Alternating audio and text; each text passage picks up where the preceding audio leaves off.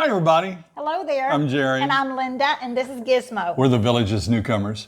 We have a great batch of questions for you today, and we have some really good observations about the Villages from a fairly new resident. I think you'll like that.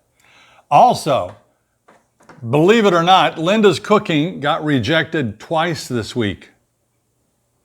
2 times. And does the founding family really care about the Villages? We're going to get an update on Linda's bonsai tree. And see what Florida looks like when a storm rolls in. Impressive clouds in today's video that we're going to share with you just a little bit later. Hit it, Wally. Send us your questions, we've got your answers. Jerry and Linda's Mailbag Monday. We hope you enjoyed the video Thursday on the Sportsman Warehouse. We told you that Linda's cooking got rejected twice this week. The first time came at Bunko. I love this story. I was in stitches when she told me. Why don't you tell them? So I got a new recipe this week. It's called banana oatmeal peanut butter cookies, and it does not have any flour or sugar. Just 4 ingredients is what I have on hand. So I was so proud to take them to Bunko, and I went in there, and everybody that goes always takes a little snack. It could be a salty snack, sweet snack, just enough for 12 or 13 people, maybe whatever. And so we're eating, and we're sitting there enjoying our snacks at the end of Bunko, and all of a sudden, this lady on the same table, there's 5 of us sitting around this table, all of a sudden this lady spits out her food out of her mouth and drops on her plate, and she covers it up with a napkin. And the lady next to her goes, "What?" And she says, "Well, oh, that had bananas in it. Oh, that was just horrible." So I'm sitting there, and guess what? That was my cookie. So I did not do. I thought, well, what do I do? What do I do now? Do I fess up and say it's my cookie? Oh no. So I just kind of sat there and just kind of, oh boy. And I didn't say anything. And I just was mortified because no one's ever spit out my cookie. No one has ever spit out a cookie. So I'm just dying. She came home. Her feelings were so hurt. I'm hurt. I'm in stitches. First of all, these ladies can't do anything without eating. You could eat supper and play cards 5 minutes later, and they've got to bring all kinds of snacks Well, good Lord. Yeah, so here's the worst part. Worst part. So I don't want to claim my cookies and take them out, because you go around into the kitchen in the rec center, and then you go get your little container with the cookies. And I thought this lady was going to beeline out, but oh no, she stays in the kitchen and stands there. And I thought, please, lady, leave the resident. And so I finally grabbed the cookies, put the lid on, and I tried to walk out, but no, she's going to walk out with us. So, oh my lands, I'm trying to put them in my shirt, walking out, and she walked to her car and walked to my car, and then I just about lost it, because that was just an ordeal for me. That was hilarious. So you didn't want to claim your dish because you didn't want her to know who made that foul cookie. No, and I was sitting at the table. I didn't want to embarrass her. I didn't want her to know that I was sitting right at that table with her. The second time my food got rejected is coming up later in the show. You want to stay for that. Let's have some shout outs.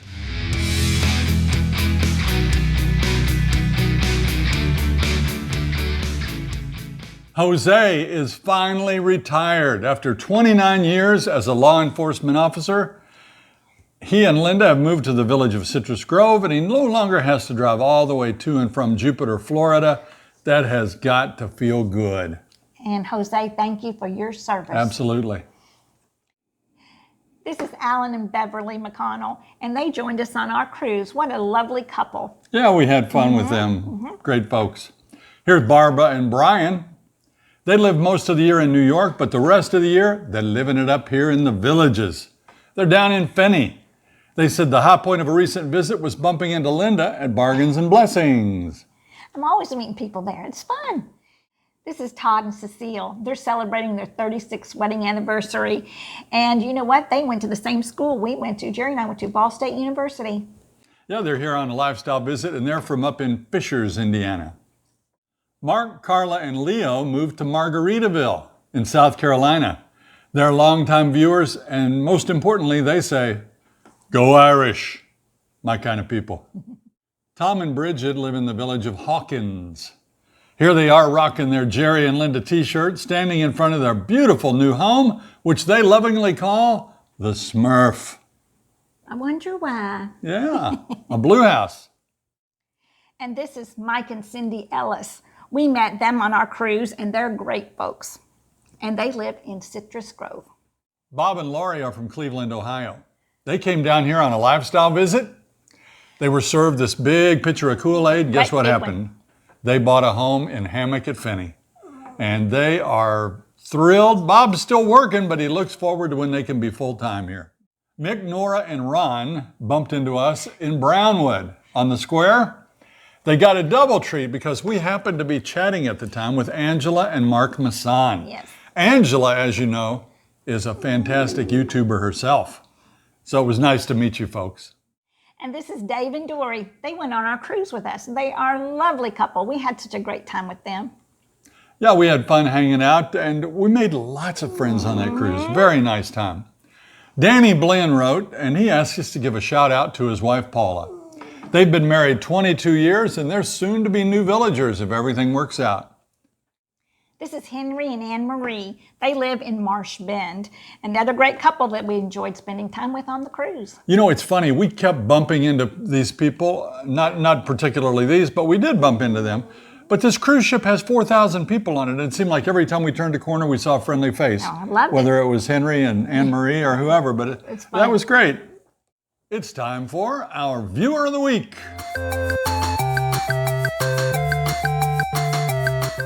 Our Viewer of the Week this week is Alan Camp. Congratulations, Alan. He finally retired. He was the longtime radio host of WRCH up in Hartford, Connecticut. Had quite a following there, and I know he's going to be missed after 33 years retiring. And we met him up at R.J. Gators in Sumter Landing one day. A really nice fella, and congratulations, Alan. Facebook notifies us once in a while that we have new top viewers, and this week we had 3. I want to read their names. I hope I'm going to do a good job because they're toughies. Ileana Keene, Eileen Cohen Modell, and Shane Pate. Shane, thank you for having a 2-syllable name. I really appreciate that. Thank you all for being top viewers. This is a shot of how Gizmo rolls in the golf cart. Nope. Yeah, he sits back in that basket. We've got him latched in from 2 sides with little safety things, so he can't jump out. No. But he likes to survey the whole situation. He checks for dogs. He checks for rabbits. He'll even wink at other golf carts once in a while. But that's how we roll with him, and he absolutely loves it. This is a good time for you to check on Linda's bonsai tree. Remember that we got it, I got it for, what was it for? Christmas. A Christmas present, maybe 3 years ago. First Christmas. And we thought she had killed it. We showed you, it looked like a skeleton. Yeah. And then we nursed it back to health and it looked pretty good. And then we set it out in the sun too long and it looked pretty bad. And what's it look like today? Okay. Here it is. That's it. It's looking pretty good, huh? Look at this old thing here. I think you're supposed to trim these. I'm supposed to trim these, but it's been really growing. Yeah, it has leaves on it, like a real plant. Awesome. Yeah, it's looking good. Yay. Our first question is not a question. It's going to be the observations I was telling you about. Eric and Jennifer down in the village of Hawkins wrote some observations for us to share with you. As new residents, they think that they're getting a handle on things and wanted to share. First, about healthcare. They think that the healthcare here is good, but it's busy. Based upon the in-laws, I guess their in-laws had some medical issues and had to be treated. They had very good experiences. By the way, had to go to the ER and had a wonderful experience there. We were in and out in what? Yeah. Oh, I'd say about 40 minutes. About an hour, and got really good care. So no complaints from us. The secret for us is knowing what your insurance pays for, what hospital to go to, what doctors to go to. Just please do that before you get sick. Another observation. That restaurants are not too full right now, but a little bit understaffed. Just be patient. It's always disheartening to go into a restaurant and you want to eat and you see 15 open tables and they tell you there'll be a 20-minute wait. Right. And that's the way it is. There just aren't enough workers to go around for whatever reason. Yeah. They tell us that they think the traffic is not bad, so stop complaining. They're probably comparing that to a bigger city. Yeah. And of course, it's not snowbird season right now, so it's not going to be bad. Yeah, I find there are no cars on the road right now. And you know, everybody that comes here is new to roundabouts. Not everybody, but most everybody. This morning on the way to water aerobics, we were going toward on Buena Vista and going toward Seabreeze, and there was a golf cart way out on Buena Vista, and she was stopped dead in her tracks, her and a younger girl, so like a granddaughter. She didn't read the signs. Don't go past that little Right. It happens to everybody, though. Yeah. And we try to be kind with people when we see that, but Yeah. it can happen to you. This observation, most people are retired older. I've encountered very few under 50 that live here. We see people under 50 once in a while. You know, it's that 80-20 rule. One resident of each house is supposed to be 55 or older. But yeah, it's a retirement community. People generally retire at between 55 and 65. A few people hang on working even longer than that. But Sure. yeah, that's why they're older. He said the traffic's not bad, but the drivers are kind of bad. Roundabouts, ugh. I saw the aftermath of 2 fender benders while I was there last week. Yeah. Okay, so Eric saw a couple of fender benders.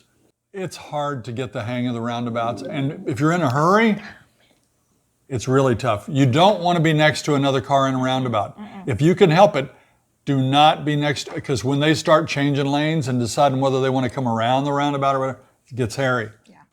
This one I have to read. I love this one. So much to do. My 21-year-old son is picking up golf after growing up with no interest. So excited. And my teenage daughter is interested also after visiting the range and using her softball skills. Yay! That happens to a lot of Yeah. people. A lot of people come here and have never played golf, never even wanted to, never even thought about it. Right. And they end up playing and really liking it. Yes. They're like me. They love the afternoon rain showers and storms. Great sleeping weather, thunder, lightning. It's a little scary for their dog, but they like the storms. And while we're on the subject of storms, check this out. Here's what's rolling in my street.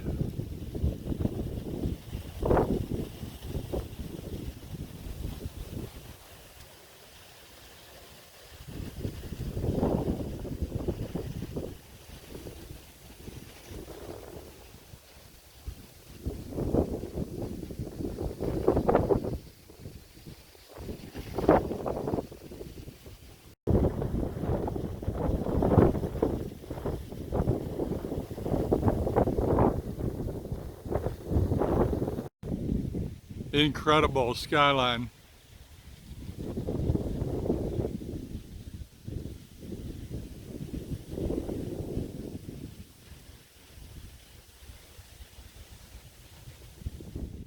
That was remarkable. It was intimidating. It was beautiful. It was a lot of things rolled into one. Those big old storms come in and you don't know whether to run for cover or grab your camera. Jimmy said that they've heard many horror stories about movers.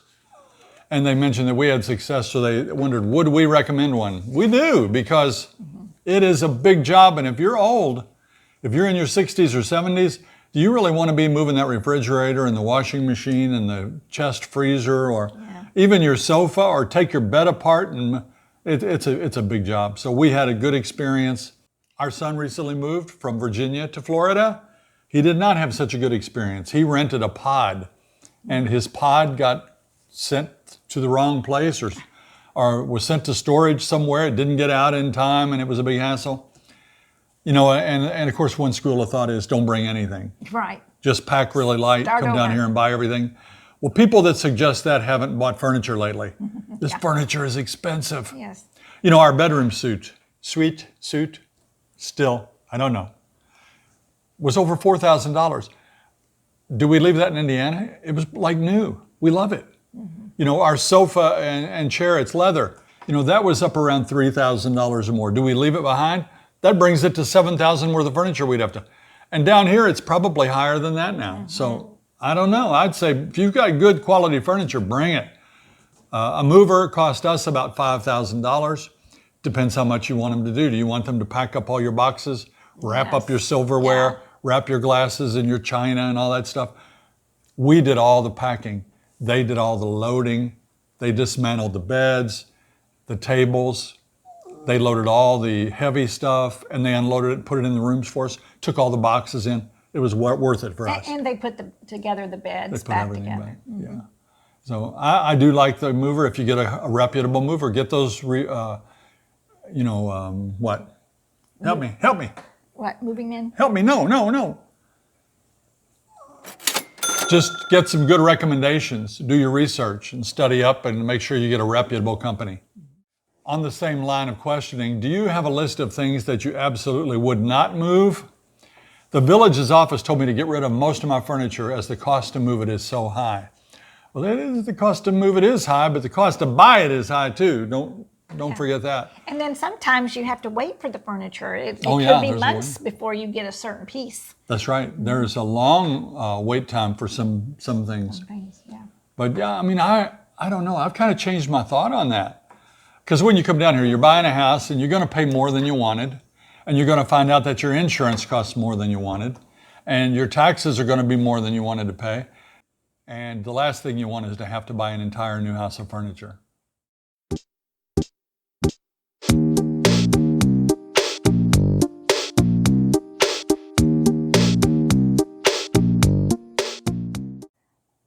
Cecile. Oh, no, Cecile. Did I say home? You said a new home. A new home. They got a new home. They bought a new home. Cecile, yeah. I remember. Don't even listen to me right now. Cooper. I'm overworking myself here. Here we go. How come you always put your hand on your That's- It's a long day for me. Okay. This is absolutely the worst performance we have ever done. We feel fresh. There's no reason for it. Rick and Anna say they love the Villages, but they've heard that people are concerned that the new generations of the developing family do not love the Villages the way that the founder did. Do you think it's all about the money now? Rick and Anna, I don't know. How would we know what goes on in the mind of anybody? But I'll tell you what I do think. When I build something, I'm proud of it. When we lived in Indiana, I built a koi pond. I was very proud of that koi pond.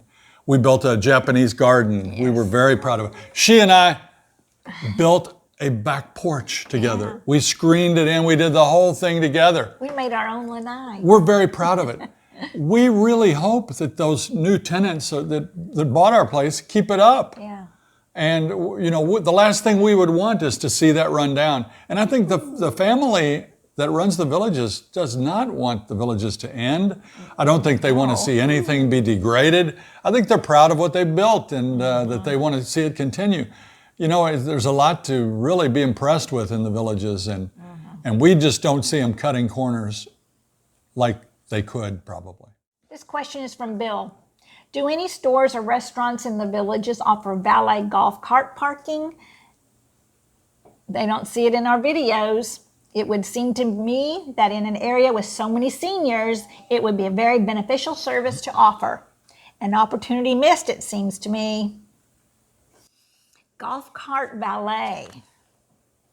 I love that idea. It's a pretty good idea. Yeah, I do.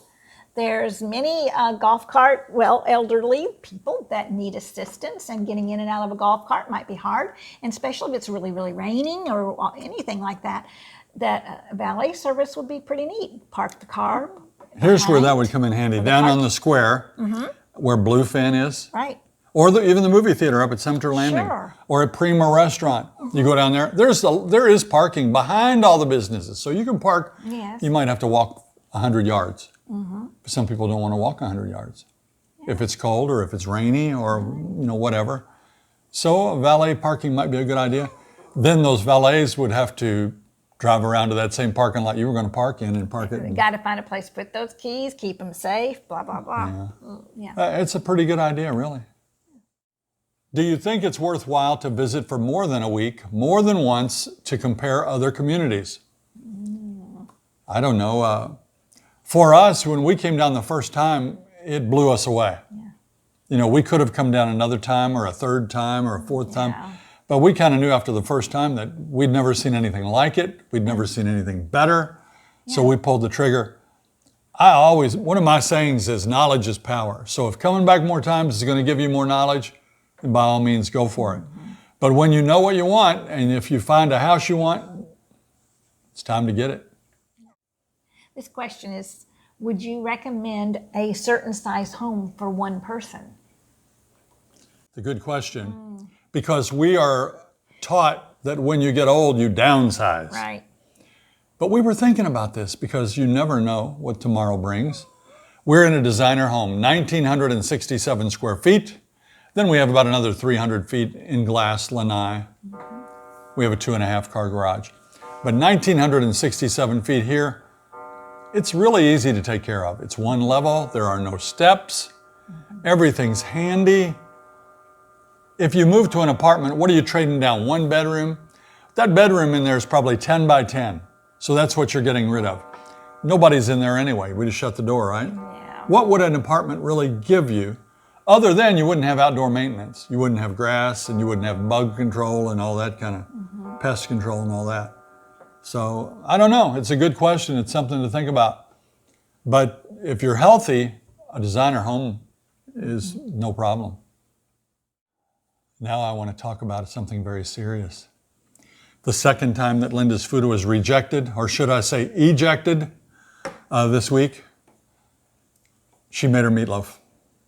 That meatloaf is so good. That meat candy, as I call it. Oh, it's so good. It's so good. And once in a while, I'll take it in and we'll watch TV and I'll grab a plate and be eating. And anyway, I inhaled when I was eating a piece of that meatloaf and I went down. Watch what happened.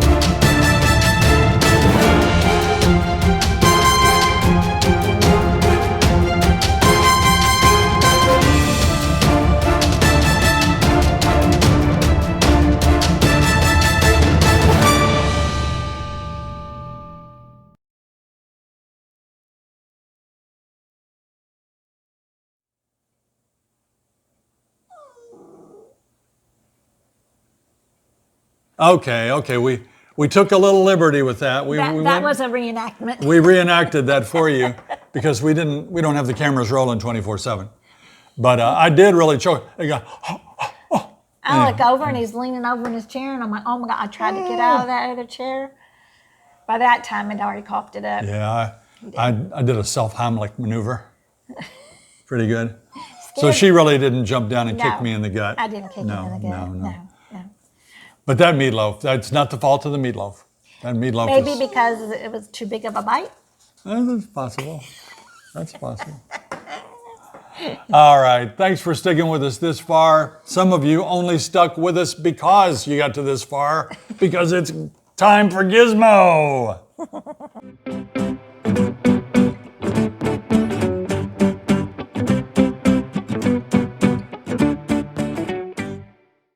Mom bought me the cutest sweater, but it kept picking up static, and it shocked everybody that tried to pet me. Thankfully, Dad took it back and he got me a new one, free of charge. Get it? Free of charge.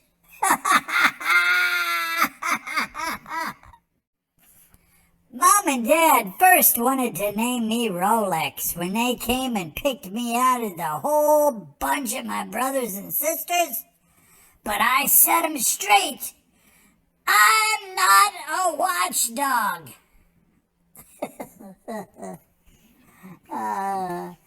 Thanks so much, Ken and Cindy, for those good jokes. And anybody out there, if you got a good joke, send it in. Good job, buddy. Good job. You always come up with the best stuff. We noticed that some of you have been sending him jokes. That's a big help, he told me. So keep them coming and keep those questions coming. We love good questions. That's going to do it for this week's edition of Mailbag Monday. Be sure to tune in for Thursday's show. We think it's going to be a good one. If you liked our video today, please press that like and subscribe button and share it with your friends. Until next time. See you when you get here.